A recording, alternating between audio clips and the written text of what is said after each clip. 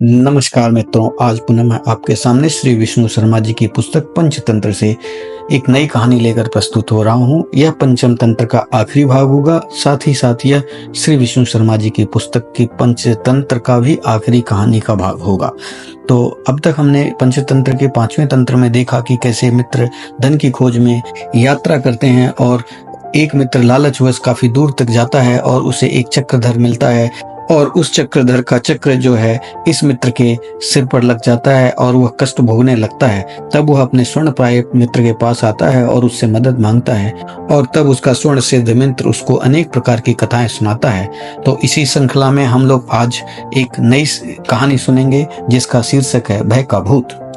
एक नगर में भद्रसेन नाम का एक राजा रहता था। उसकी कन्या रत्नवती थी। उसे हर समय यही डर लगा रहता था कि कोई राक्षस उसका अपहरण न कर ले। उसके महल के चारों ओर पहरा रहता था, फिर भी वह सदा डर से कांपती रहती थी। रात के समय उसका डर और भी बढ़ जाता था। एक रात एक राक्षस पहरेदारों की नजर बचाकर रत्नवती के घर में घुसा। घर के एक अंधेरे कोने में जब छिप गया था तो उसने सुना कि रत्नवती अपनी एक सहेली से कह रही है, यह दुष्ट विकाल मुझे हर समय परेशान करता है, उसका कोई उपाय कर।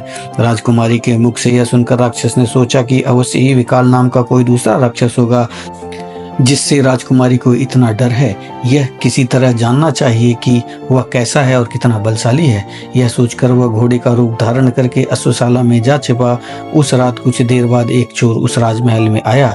वह घोड़ों की चोरी करने के लिए ही आया था। अश्वशाला में जाकर उसने घोड़ों की देखभाल की और अश्वरूपी राक्षस ने समझा कि अश्वमेव यह व्यक्ति ही विकाल राक्षस है और मुझे पहचान कर मेरी हत्या के लिए यह मेरी पीठ पर चढ़ रहा है। किंतु अब कोई चारा नहीं था। उसके मुंह में लगाम पड़ चुकी थी। चोर के हाथों में चाबुक थी। चाबुक लगाते हुए भाग खड़ा हुआ। कुछ दूर जानकर चोर ने उसे ठहरने के लिए लगाम खींची, लेकिन घोड़ा भागता ही गया। उसका वेग कम होने के स्थान पर बढ़ता ही जा रहा था। तब चोर के मन में शंका हुई, यह घोड़ा नहीं बल्कि घोड़े के सूरत में कोई राक्षस है जो मुझे मारना चाहता है। किसी उबड़ खाबड़ जगह ले जाकर यह मुझे पटक देगा, मेरी हड्डी पसली टूट जाएगी। चोर यह सोच ही रहा था कि उसके सामने वटवृक्ष की एक शाखा आई। घोड़ा उसके नीचे से गुजरा। चोर ने घोड़े से बचने का उपाय देखकर शाखा को दोनों हाथ से पकड़ लिया। घोड़ा नीचे से गिर गया। चोर वृक्ष की शाखा से लटक कर बच गया। उस वृक्ष पर अश्वरूपी राक्षस का मित्र बंदर रहता था। उसने डर कर भागते हुए अश्वरूपी राक्षस को बुलाकर कहा, मित्र डरते क्यों हो? यह कोई राक्षस नहीं बल्कि मामूली मनुष्य है। तुम चाहो तो इसी क्षण इसे खाकर हजम कर लो। चोर को बंदर पर बड़ा गुस्सा आया। बंदर दूर ऊंची शाखा पर बैठा हुआ था, किंतु उसकी लंबी पूंछ चोर के मुख के सामने लटक रही थी। चोर ने क्रोधवश उसकी पूंछ अपने दांत में खींचकर चबाना शुरू कर दिया। बंदर को पीड़ा तो हुई, लेकिन वह मित्र राक्षस के सामने चोर की शक्ति को कम बताने के लिए वहां बैठा ही रहा। फिर भी उसके चेहरे पर पीड़ा साफ नजर आ रही थी। उसे देखकर राक्षस ने कहा, मित्र तुम चाहे कुछ भी कहो, किंतु तुम्हारा चेहरा कह रहा है कि तुम विकाल राक्षस के पंजे में आ गए हो। यह कहकर वह भाग गया। यह कहानी सुनकर स्वर्ण सिद्ध ने चक्रधर से फिर घर वापस जाने की आज्ञा मानी और उसे लोभ वृक्ष का फल खाने के लिए वहीं ठहरने का उलाहना दिया। चक्रधर ने कहा, मित्र उपलांभ देने से क्या लाभ है? यह तो दैव का संयोग है। अंधे कुबड़े और विकृत शरीर के व्यक्ति भी संयोग से जन्म लेते हैं। उनके साथ भी न्याय होता है। उसके उद्धार का भी समय आता है।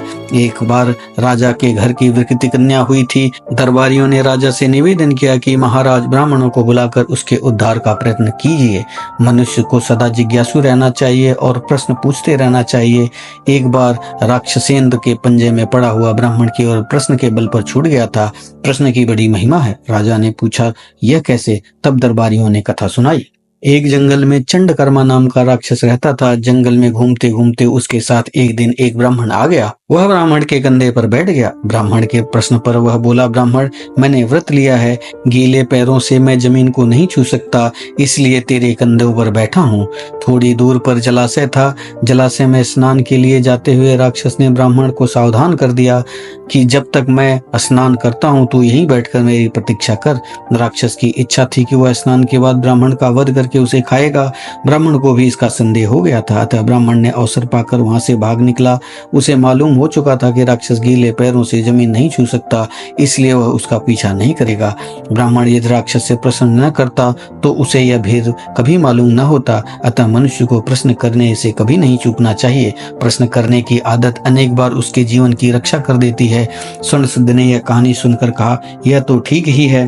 दैव अनुकूल हो तो सब काम स्वयं सिद्ध हो जाते हैं। फिर भी पुरुष को श्रेष्ठ मित्रों के वचनों का पालन करना चाहिए। स्वेच्छाचार बुरा है। मित्रों की सलाह से मिलजुल कर और एक दूसरे का भला करते हुए ही सब काम करने से जो एक दूसरे का भला नहीं करते वे स्वेच्छा से सब काम करते हैं और उनकी दुर्गति वैसी ही होती है जैसे स्वेच्छाचारी भारंड पक्षी की हुई थी। चक्रधर ने पूछा, कैसे? तब स्वर्णसिद्ध ने उसको कथा सुनाई। एक तालाब में भारंड नाम का एक विचित्र पक्षी रहता था। उसके दो मुख थे किंतु पेट एक ही था। एक दिन समुद्र के किनारे घूमते हुए उसे अमृत समान मधुर फल मिला। यह फल समुद्र की लहरों ने किनारे पर फेंक दिया था। उसे खाते हुए एक मुख बोला, ओह कितना मीठा फल है। आज तक मैंने अनेक फल खाए लेकिन इतना स्वादु कोई न था। न जाने किस अमृत बेल पर यह फल है।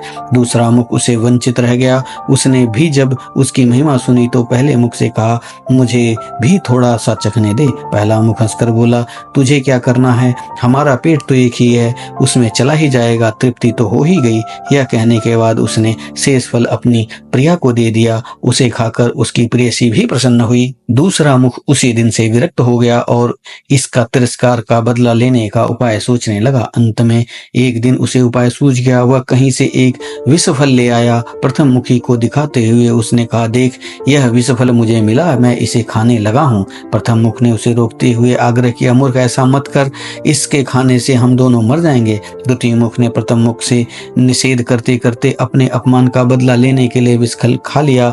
परिणाम स्वरूप यह हुआ कि दोनों मुखों वाले पक्षी मर गया। चक्रधर की इस कहानी का अभिप्राय समझकर स्वर्णसिद्ध बोला, अच्छी बात है, मेरे पापों का फल तुझे नहीं भोगना चाहिए। तू अपने घर लौट जा, किंतु अकेले मत जाना। संसार में कुछ काम ऐसे हैं जो एकाकी नहीं करने चाहिए। अकेले स्वादु भोजन नहीं करना चाहिए। सोने वालों के बीच अकेले जागना नहीं चाहिए।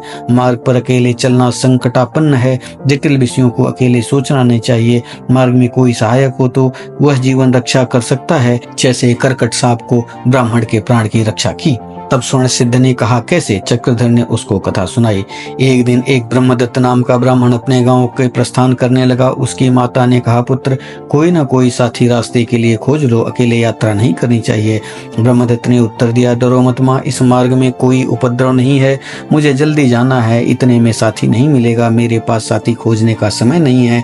माँ ने कुछ और उपाय न देख पड़ोस से एक करटक ले लिया और उसे अपने पुत्र ब्रह्मदत्त को दे दिया। ये तुझे जाना है तो जा, इस करकट को भी साथ ले जा, यह तुझे सहायता देगा। ब्रह्मदत्त ने माता का कहना मान करकट को ही साथी बना लिया। उसे कर्पूर की डिबिया में रखकर यात्रा के लिए चल दिया। थोड़ी दूर जाकर वह थक गया और गर्मी बहुत सताने लगी, तो उसने मार्ग में एक वृक्ष की छाया में विश्राम कर लिया।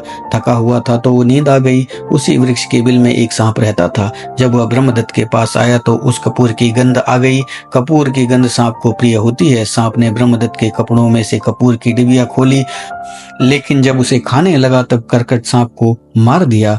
ब्रह्मदत्त जब जागा तो देखा कि पास ही काला सांप मरा पड़ा है। उसके पास कपूर की डिबिया भी पड़ी है। वह समझ गया कि यह काम करकट का ही है। प्रसन्न होकर वह सोचने लगा, माँ की सोच सही है कि पुरुष को यात्रा कभी एकाकी में नहीं करना चाहिए। मैंने श्रद्धापूर्वक माँ का वचन पूरा किया, इसलिए काला सांप मुझे काट नहीं सका, अन्यथा मैं मर जाता। इस कहानी के बाद स्वर्णसिद्ध अपने मित्र चक्रधर को वहीं छोड़कर अपने घर वापस आ गया। तो मित्रों, श्री विष्णु शर्मा जी की पुस्तक पंचतंत्र की आखिरी कहानी का आज समापन होता है। आशा करता हूँ कि आप इन सभी कहानियों को सुनने के बाद अपने जीवन में कुछ प्रेरणा, कुछ नए सोचने के तरीके, कुछ नया अनुभव जरूर ग्रहण किया होगा और मेरे इन वीडियोस के माध्यम से आपके जीवन में कुछ परिवर्तन अवश्य ही आएगा। कृपया मेरे इस वीडियो को लाइक करें, चैनल को सब्सक्राइब करें और अपना स्नेह मुझ पर बनाए रखें। मैं पुनः आपके सामने कुछ नई रोचक कहानियां लेकर अवश्य ही प्रस्तुत होऊंगा। धन्यवाद।